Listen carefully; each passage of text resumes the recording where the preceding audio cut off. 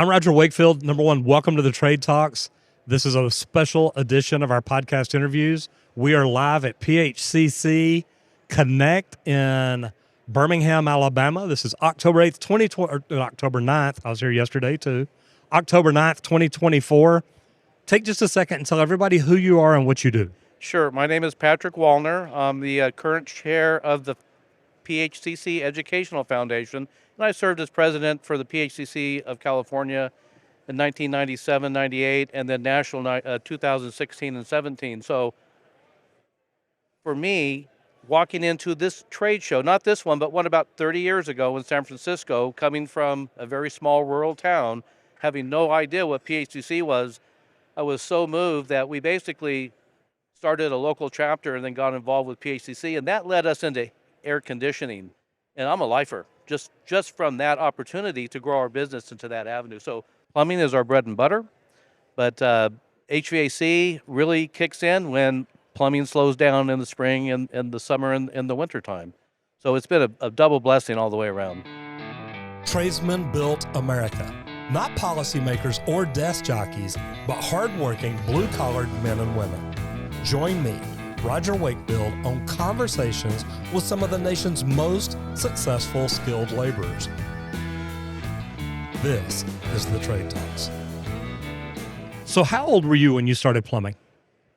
Well, Roger, I grew up around the trade. I think starting about when I was in elementary school, we started working around the house, separating copper and digging ditches and stuff like that. And after my high school, I went to the military for a couple of years, or for 4 years, and then got out and went back to the family business, and it's all been a great ride from there. Well, thank you for your service. Thank you. What was it about it when you started that made you enjoy it enough that when you came home from the military, you're like, look, I'm going to get back into this? Well, I think it was in my blood, Roger. You know, growing up around it, my dad was kept us straight and true. You know, he didn't let us get away with anything. If we missed an inch when we were waxing the truck, we did the whole thing over again. You know, when I got out of the Air Force, I piddled around a little bit with a manufacturing job, and the family called me back. You know, I took some college courses on accounting to work in the office, and I had 5 boys in the family and 4 of them in the trade, 3 of us at the same time. You know, so that was a little interesting growing up with an older and a younger brother at the same business, and you know, it just turned out to be a blessing. It reminds me the family that got me into plumbing. One of my best friends growing up, first grade, all the way through high school. We were working at a hamburger restaurant late one night, middle of the week, so it was dead. And he looks at me and he says, are you going to do this forever? And I thought, man, I am 16 years old. I'm managing a hamburger restaurant. Look, life is good. And he says, so what happens if you quit or get fired? And I had never thought about that. But he says, who's going to hire a 16-year-old restaurant manager? And I'd quit school at the time, not my smartest decision. But I did end up going back and graduating with my class. But from talking to him, he told me that night about his father and his 3 older brothers that were all plumbers, and they loved what they did. And they made good money. They had apartments and houses, and you know, they had their own trucks, and they loved what they did. And so a couple of weeks later, I either quit or probably got fired. And I ended up calling one of his brothers and says, hey, can you help me get a job plumbing? And he said, absolutely. So he did. I did it the last half of my junior year, all the summer after that, and then I went back to school my senior year, graduated with my class, and tried a couple of other things, but got right back into plumbing.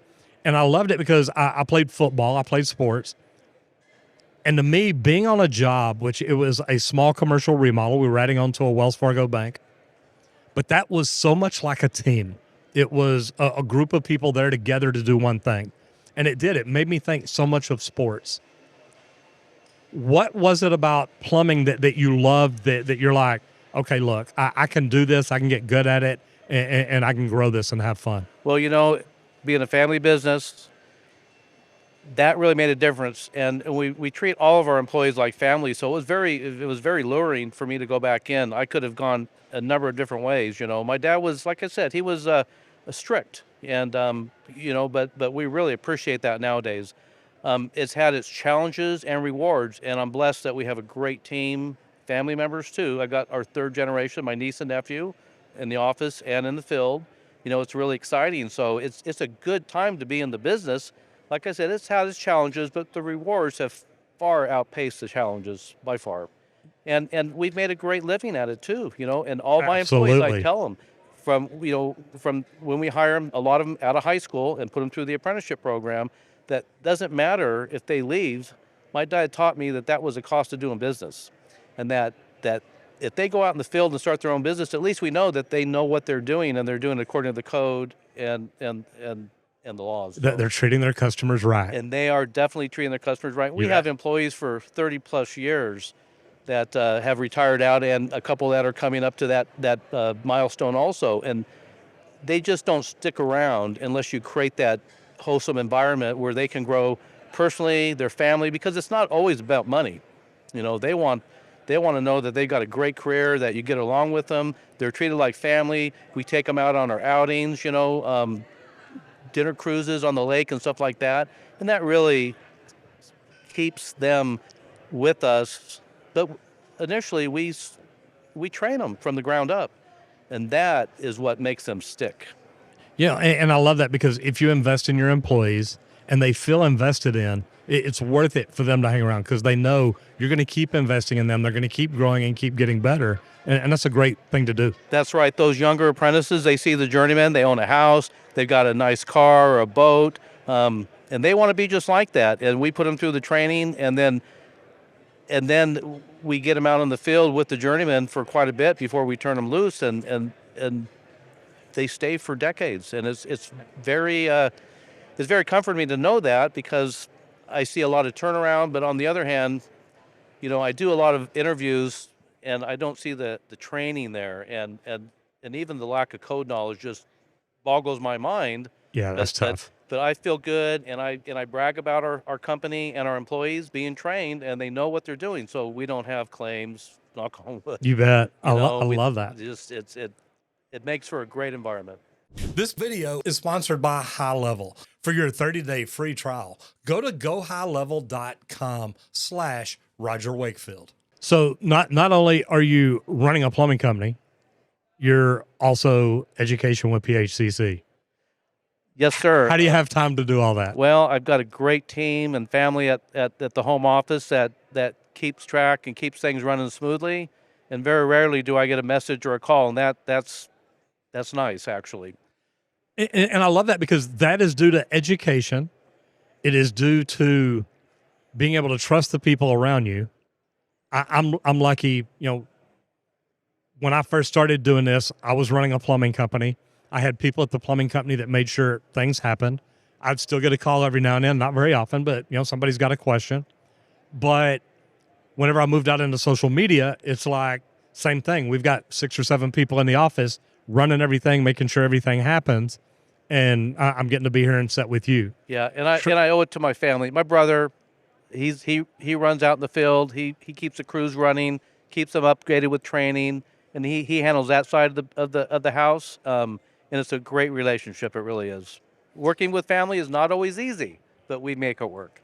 So on the education end of the PHCC, because a lot of people, and I talk about PHCC all the time, I think the education behind it is phenomenal. I came up open shop for a company that was not part of PHCC, so I learned from some good plumbers.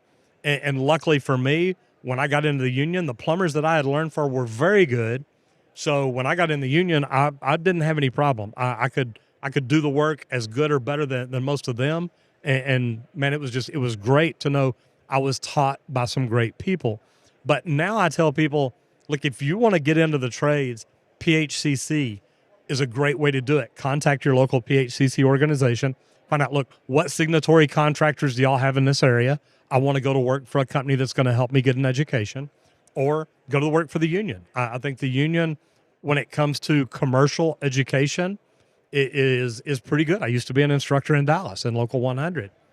But education, and we fought for our license a couple of years ago really hard in Texas. And literally there's one particular politician that thought it's okay to make everybody in Texas a licensed plumber, meaning no license was required. I remember that. Luckily, Governor Abbott stood up and said, wait a minute, we're not going to do that. But education makes all the difference in the world. There's a big difference between a well-educated plumber and a plumber that just decided one day he's a plumber.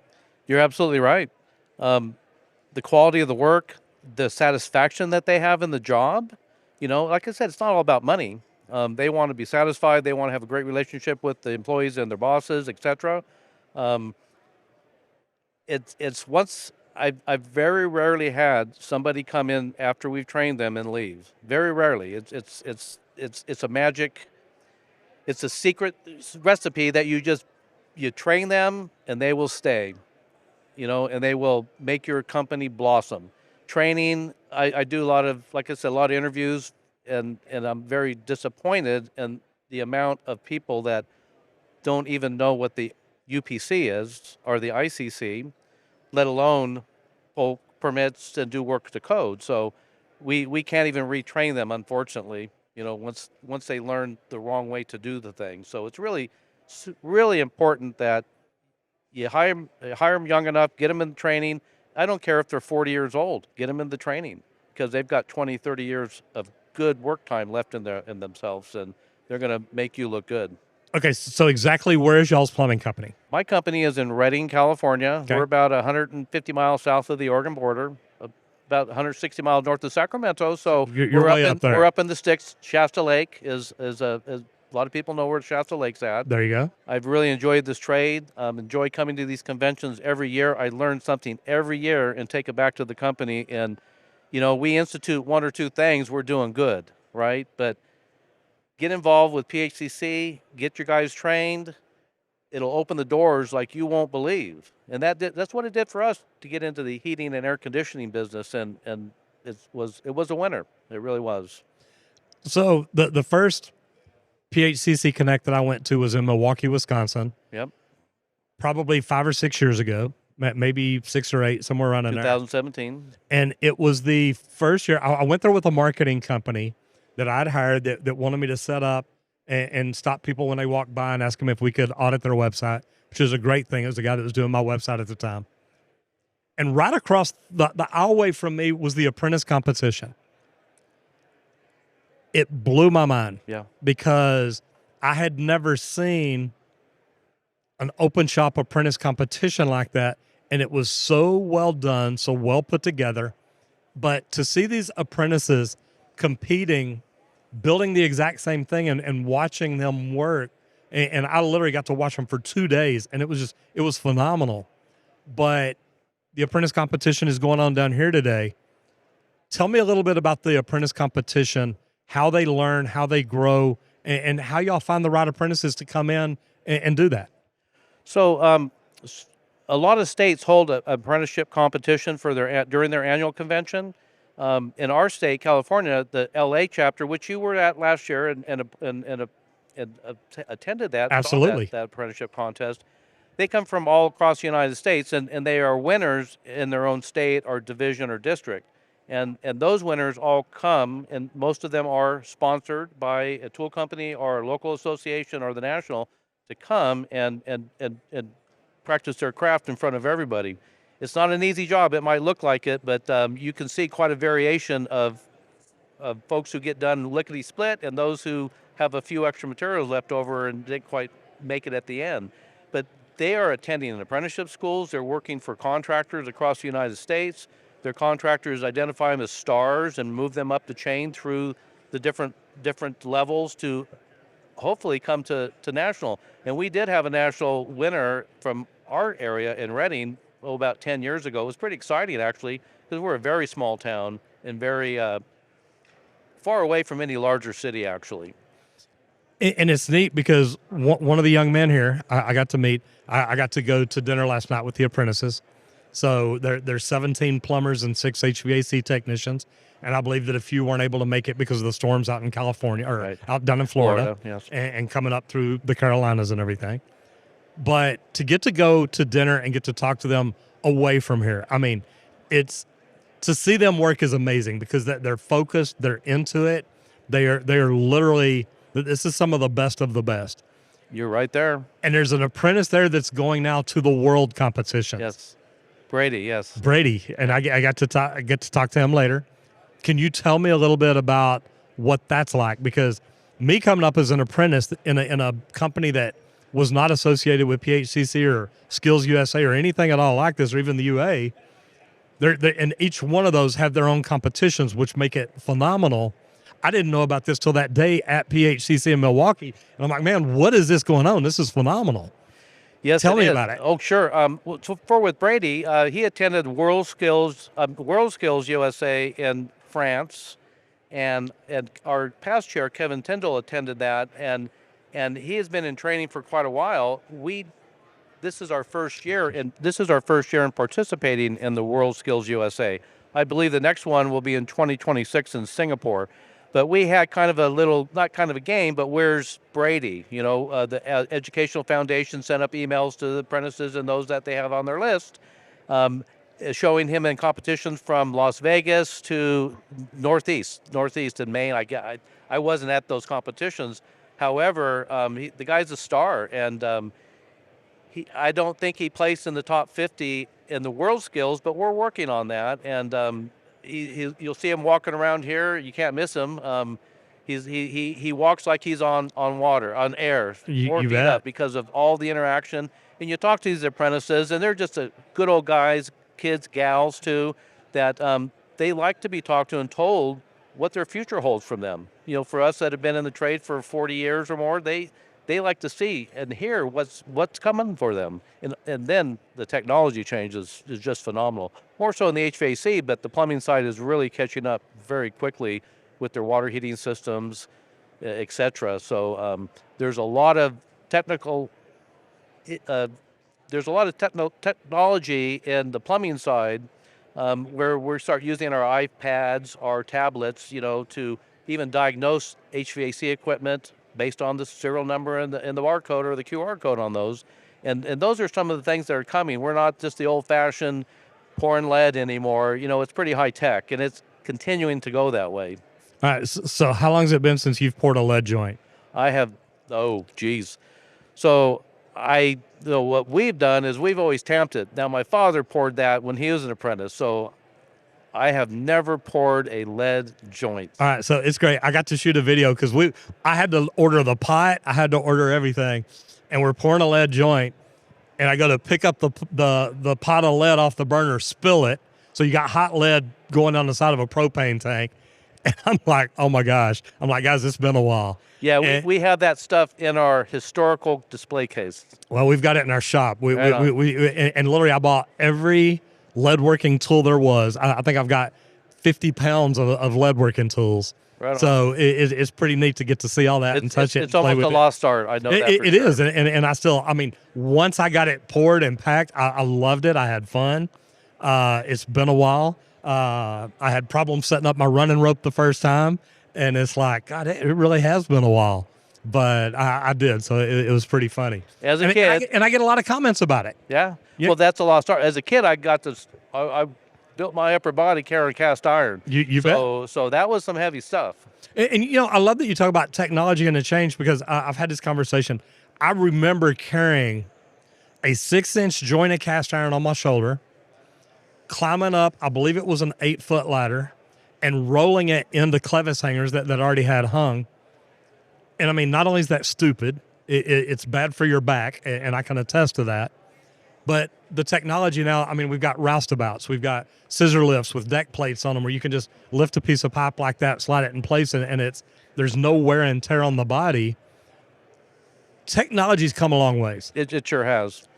What do you think is next in the future for technology for the trades? This video is sponsored by High Level. We've partnered up with High Level because we believe this is the best all-in-one sales and marketing platform to help you grow your business. For your 30-day free trial, go to gohighlevel.com/Roger Wakefield. We see a lot of technology changes in the HVAC specifically, but now we're coming back to heat pump water heaters, right? Back in the day, the plumbers, we just tore them out because we didn't know how to work on them. Nowadays, nowadays with the tankless water heaters, they're becoming smarter. The consumer usually has to get an app and download the software because becomes problematic when the Right. contractors are messing with their internet and their router. Uh-huh. And they can, I've seen them control their hot water research systems to match their needs exactly. Just installed one of those. Yeah, It's amazing. it is. The automatic shut-off water leak detection systems that are out there, we're seeing a huge influx of those that notice, or they will use an algorithm to over a couple of week period to learn your usage of water. I learned about that in New Orleans in 2016 or 2017 about a product that hooks up to your meter. And I think it's probably one of the best remote leak detection systems out there. It hooks up at your meter, battery operated. The battery can last, I believe, up to 2 years now. It has a cellular connection. So if you lose power or you lose Wi-Fi, you're not losing this. And it has an automatic shutoff valve where you'll get a notification on your phone says you have a leak. Your meter has not stopped spinning in over 4 hours. Do you want to turn the water off? And you can even shorten that time. Say, if my meter hadn't stopped spinning in 30 minutes, let me know. Yeah, exactly. And it'll notify you that there's a problem and you can override it. Yep. Or it'll shut the water off in just less than 5 minutes when that water usage of not normal usage happens. So and then the conservation side on the apps is phenomenal. I've seen folks that you can watch, and I've even discovered leaks, like very slow leaks in toilets because they're leaking a gallon over an hour, and it keeps popping up on those apps. So, yeah. And on the app, it pops up like 1/8 of a gallon every 3 hours. Yeah, it's like, wait a minute, guys, there's a pattern here. Let's look at this and let's figure out what is that. Well, that's a flapper leaking. Exactly. And then the fill valve comes on for just long enough to refill it, and then it does it again in 3 hours. That's exactly what it was. Isn't it amazing? An inexpensive part, and the customer would have never known. I love that. Yep. So, again, we're at PHCC Connect 2024. We're in Birmingham, Alabama on October the 9th. This has been a great event all week long. This video, of course, is sponsored by PHCC and Go High Level. If you need something for your communications, for your marketing, to communicate with your customers, go to gohighlevel.com/Roger Wakefield and tell everybody again who you are, what you do, and tell them why coming to events like this with PHCC is amazing, not just at the state level, but at the national level, where you get to meet some really, really neat people. My name is Patrick Wallner. I'm a plumbing, heating, air conditioning contractor from far northern California, based in Redding. And what I get out of coming to Connect on the national level is not only the networking with the folks I have known for over 30 years, but there's always new faces here. And we're having conversations between a couple of us, and the guy across the table pipes in because he's having the same issues. You bet. That is exactly what we see, and this makes us so great. Not to mention the information and some of the technology advances that I'll take back home and start instituting in our company. I have never come to a bad show either in the state association or the national. Not every state has a state association, but there are a great number, maybe 25 or 6, that have an annual convention where they have their competition. You bet. And some state-of-the-art stuff. There'd be stuff here I'll see today that I have not seen yet. And I saw that same thing. The high-speed sewer cables back in Illinois several years ago. Never saw that before in my neck of the woods. So do we have one yet? No, but we're going to get one. You need to get one. Yep. Well, this has been great. Again, guys, we're at PHCC Connect 2024 in Birmingham, Alabama. If you're not involved with PHCC, get involved. What a great place to build connections, build relationships, and build an amazing community of tradespeople that are probably struggling with or have struggled with some of the same problems that you have. And it's neat the way y'all have got things set up.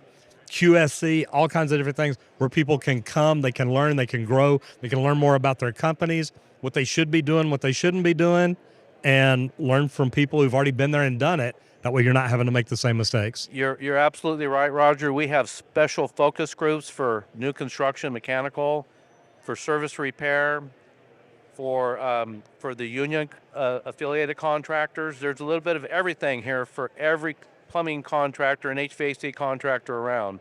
So if you haven't thought about it, I would say look up your PHCC. If you don't have a local one, just go to phccweb.org, and there's a place there you can find a local or state association near you and make that phone call. Victor, thank you for being here. I sure do appreciate it. Thank you, sir.